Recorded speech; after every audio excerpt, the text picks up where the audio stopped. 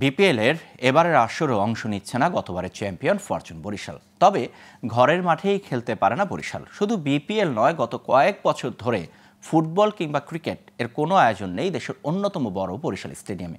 ফলে বরিশাল থেকে অনিশ্চিত হয়ে পড়েছে নতুন খেলোয়াড় তৈরি। তবে শিগগির এখানে বিপিএল বা আন্তর্জাতিক মানের খেলার আয়োজন করা হবে বলে জানান জেলা ক্রীড়া কর্মকর্তা। বরিশাল থেকে মজিবুর রহমান নাহিদের তথ্যচিত্রে ডেস্ক রিপোর্ট।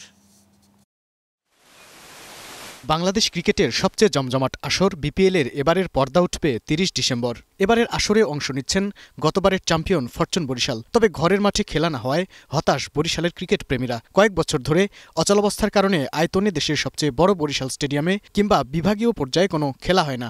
এতে একদিকে খেলাধুলা থেকে বঞ্চিত হচ্ছে বরিশালবাসী, অন্যদিকে ভবিষ্যৎ অনিশ্চিত হয়ে পড়েছে স্থানীয় খেলোয়াড়দের।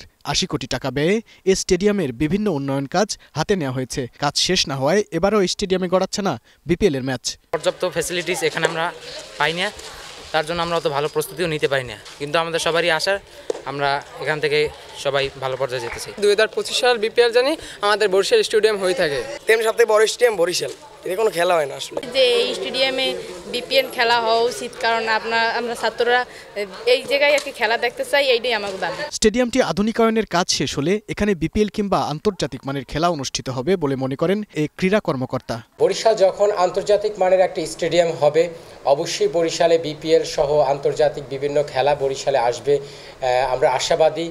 এবং আপনি জানেন বরিশালের এই স্টেডিয়ামটা বাংলাদেশের কিন্তু অন্যতম একটি সেরা স্টেডিয়াম এই স্টেডিয়ামটা হতে যাচ্ছে।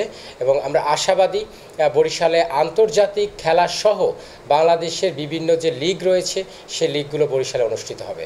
অচলাবস্থা কাটিয়ে জাতীয় ও আন্তর্জাতিক পর্যায়ের খেলোয়াড় তৈরিতে নিয়মিত লিগ ও টুর্নামেন্ট আয়োজনের মাধ্যমে স্টেডিয়ামটি প্রাণবন্ত করার দাবি বরিশালবাসীর।